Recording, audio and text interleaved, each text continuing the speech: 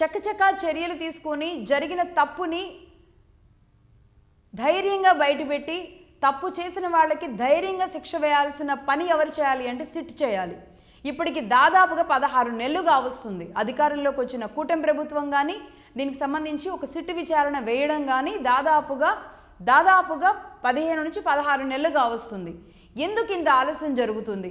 వీళ్ళు ఆరోపణలు చేసుకోవడానికి, ఇది ఒక వార్తల్లో నిలవడానికి, పదే పదే దీని గురించి మాట్లాడుకోవడానికి, అది విన్న భక్తులు కళ్ళల్లో నీళ్లు తెచ్చుకోవడానికి తప్ప ఎందుకు ఈ వార్తలు? ఒక నోటీస్ ఇవ్వడానికి, ఆ నోటీస్ తర్వాత ఆయన విచారణ పిలవడానికి, ఆ తర్వాత అరెస్ట్ చేస్తారా లేదో తెలియడానికి ఇంకిన్ని రోజులు కావాలా? నిజంగా సుబ్బారెడ్డి గారు తప్పు చేస్తే కనుక దానికి సంబంధించిన ప్రూఫ్స్ అన్నీ ఇమ్మీడియట్లీ తెప్పించుకునే టీం కానీ ఆ సపోర్ట్ సిస్టమ్ కానీ కూటమి ప్రభుత్వం దగ్గర ఎందుకు లేదు అన్న ప్రశ్న ఖచ్చితంగా ప్రతి ఒక్క భక్తుడు ఈరోజు ప్రశ్నిస్తున్నారు.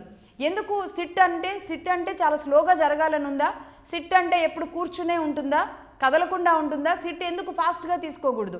ప్రతి దానిని ఇలా ఆలస్యం చేసుకుంటూ పోతే ప్రజలకి ఎలా దీని మీద నమ్మకం ఉంటుంది? అప్పటికప్పుడే ఎక్కడి నుంచి, బెంగళూరు నుంచి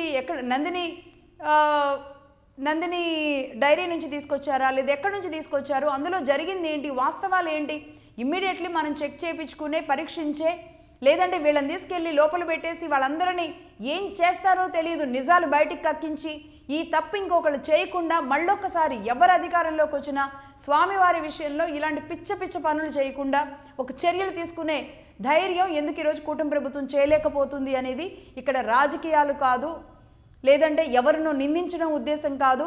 ఎందుకు చర్యలు తీసుకోలేకపోతున్నారు? ఎందుకు త్వరగా విచారణ జరుపుకోలేకపోతున్నారు? రాజకీయ పబ్బానికో, రాజకీయ విషయాలకో ఒక లడ్డూని మధ్యలో పెట్టి వీళ్ళు ఈ లడ్డూని అటు విసిరి, ఆ లడ్డూని ఇటు విసిరి మాత్రం ఆట ఆడుకోవద్దు అని చెప్పడమే మగధా న్యూస్ ఉద్దేశం.